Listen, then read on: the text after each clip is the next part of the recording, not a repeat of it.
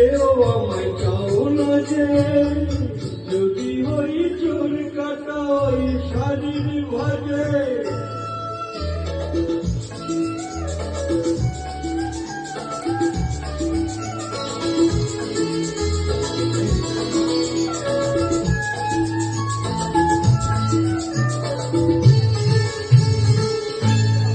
তোমার ওই দু চোখে যে আমার মন দেখে,